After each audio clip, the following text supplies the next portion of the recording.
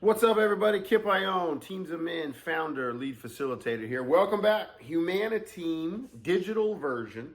I think it's episode number 10 for us, where we're giving you a digital edition of our monthly newsletter. As always, be sure you like, subscribe, and follow us here at our YouTube channel. But also, don't forget that you can get this version in written form, our HuMANiTEAM report, delivered to your inbox every month. All you have to do is use the sign-up code right here to register to be a subscriber to our newsletter, and we'll get you even more versions. It's not really a one-to-one relationship. We do different topics on the digital version of the HuMANiTEAM than we do in the written report. But either way, we're trying to deliver coaches of male athletes, middle school through college level, actionable items, content, discussion framings, different things on social media, current events, and the news that you can use in conversations, pre-practice, post-practice, text message discussions, different interactions with your male athletes to help them break free of the man box, reimagine their manhood, and in doing so, increase emotional fluency, healthy relationship skills, consent training abilities, and give you an actually authentically connected program, no matter the sport you're operating in. So welcome back to the HuMANiTEAM Report, episode 10 from Teams of Men. All right, first section, and I think this is so vital. I'm gonna play for you a Twitch stream, screen grab. So it's a young woman playing Call of Duty, I believe, COD in the lexicon, COD in the lexicon, whatever your guys may say. I'm sure a lot of your players have played this video game on different platforms, Xbox, PlayStation, with the computer. But I want you to listen intently and play this for your players. I want you to listen to what a woman has to endure while playing a game that is enjoyed by millions of people across the country, when her fellow gamers find out, recognize, decipher that she happens to be female. I want you to listen to the comments. I want you to play this video for your guys, for your staff, and then come back to us with more ways to debrief it. So this takes about a minute, 18 seconds. Here you go. Can you take it easy on me, though? Oh, damn. Look around, guys. Hey, let me. I'm saving myself for marriage. I was getting married. Okay. Married. You stupid ugly. This witch hunt, bro, is actually insane. I love COD lobbies, bro. Do you think I'm ugly? I just put a bag over your face. Okay. You're a bitch. Believe that. Whoa, she's happy. Hehe. Yeah, I'm hacking. You caught me. Uh. Oh my god, I thought that was a... Yeah. There's a troll shit. Marie, I'm reporting you. Alright, I'm gonna turn on my walls, you stupid bitch. Okay. Shut up. Shut up, bitch. Get the fuck out of here. Ah. Oh, you're a bitch. Oh, what? Good game, guys. You're hacking, bitch. Why do you think I'm hacking? Because you're a girl, bitch. That's Yeah, why. and I play this game like... I literally played every single day of my life, You're a bro. girl, you're hacking. But I have no life. I play this game 24/7, bro. I got shadow banned, actually, so that's why I'm not on my account. Right, coach? I want you to think about it. If you're a father, if obviously you're a coach watching this stream, our guys spend a lot of time in their online persona. We've talked about in other sections of our video content how a lot of young men, unfortunately now, want to escape, want to go exist in their digital online personas rather than exist in their real life bodies, because it's an easier place in their minds. They go and they lose all versions of morality. They check their ethics at the door, and you saw what this young woman was exposed to: the vitriol, the misogyny, the sexism, the racism that black and brown bodies of culture experience in these video game spaces. Bring this up to your players, show them this Twitch stream, and ask them, guys, have you been in spaces where you've heard this from others? Because remember, it really doesn't help us a lot to start meetings with accusations and finger pointing, whether it's figurative or literal. But I want you to ask them, where have you been where you've heard this type of talk? Sexism, misogyny, racism, transphobia, homophobia. Where have these things happened?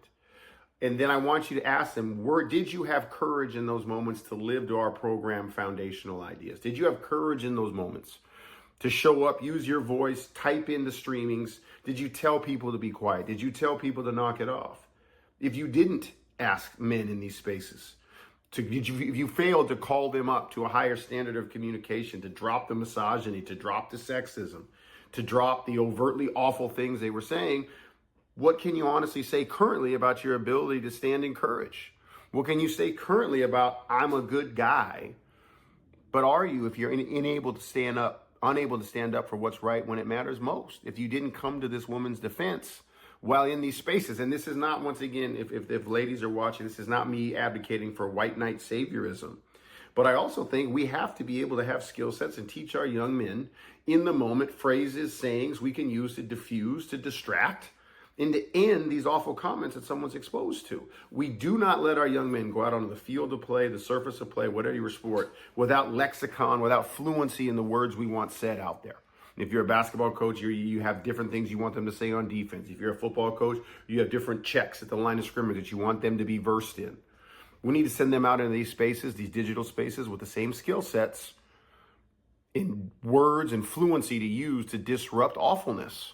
And we need to give them space to rep these things. You can rep this right now, coach. Pause this video, play that video of what she experienced with Call of Duty, and then give your guys partners and tell them, how would you shut that down? What could you say? Because remember as well, sometimes in these spaces we give guys a break like, well, courage might cause me bodily harm, which is something we want them to overcome. But in these digital spaces, they're not at risk of anything. At worst, they get booted from a gamer lobby. They have to be able to rep courage in these spaces, and we think this exercise can help you give them the skill sets to do it. Next up, coach. This happened in late May, early June. An Oklahoma high school announcer, and we'll cut away here on the video screen, was caught with a hot mic making unprofessional comments towards players and parents. And we'll cut away here as well to the actual comments, which are awful. They're degrading to female athletes. They're overtly gross and disgusting considering his age and how he's sexualizing female athletes that are teenagers, maybe even moms in the stands. It's an overall disgusting thing. What I want you to do is pause the video on the screenshot of the words. And I want somebody on your staff to read this out loud. If you can't find the video, we'll try to link to it in our descriptions, but have somebody on your staff, maybe one of your players volunteers, read the comments out loud. And I want you to keep track of, don't even tell the guys you do this, keep track of the smirks, keep track of the giggles, keep track of all the reactions in the space to reading out loud these comments.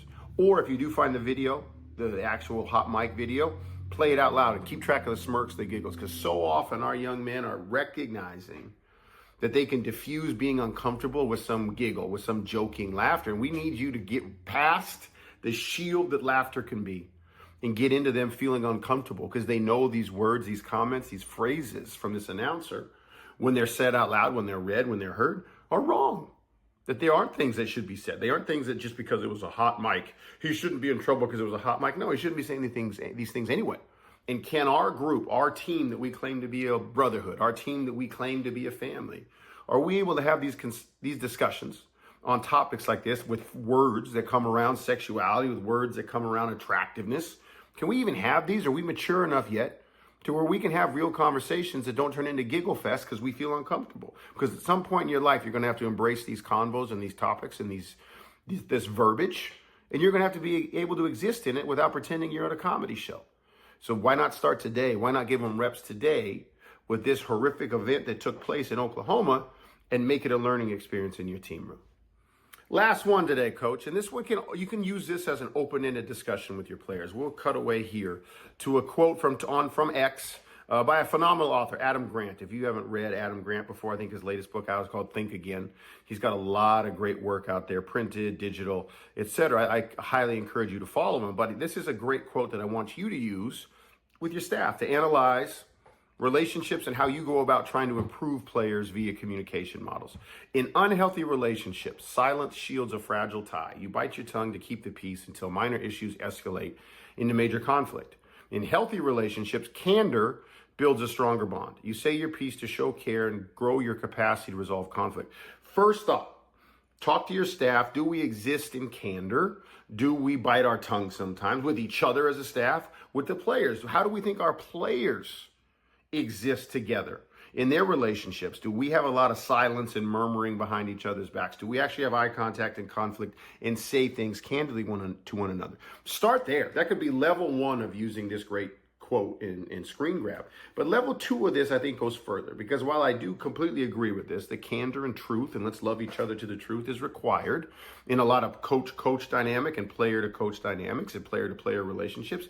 I also think sometimes we relax not relax is the wrong word. I think we settle for I'll say this harshly. I'll use cuss words. I'll use vitriol while I deliver truth. But I don't think that's required. I don't think it's a binary. Either I'm soft or I tell truth and I'm an asshole with it. I don't think that's true either.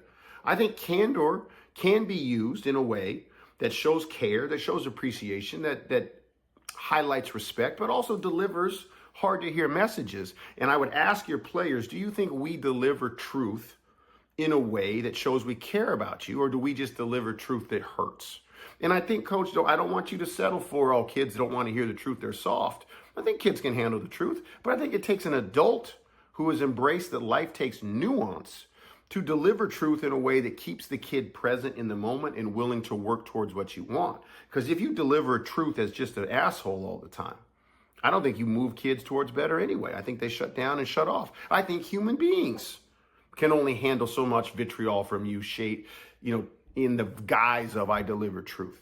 So let's call each other up. Let's use this. Let's search for candor and truth. But let's find ways to deliver it that keep people present and willing to engage and go down the journey with you towards better. Last thing, Coach, and as always, like, follow, subscribe our content. Please share it, not just with your staff, but with other coaches, other parents in your program, as we really enjoyed the influence and the spreading of connection points through our YouTube channel. Finally, I'm going to cut away here. My book is out and available. Mirror Training. Okay, a guide to the soul of your program. We've been so lucky. It's a bestseller on Amazon within the first couple of weeks of being out. We'd love for you to get a copy. We'll put a link in the bio to how you can grab that. And as always, come back next week. We'll have another video for you. I think next up in our flow is Journey and Reflection, but we also have a bunch of our We Read It so you can act on it queued up for us and excited for you to be working with Teams of Men.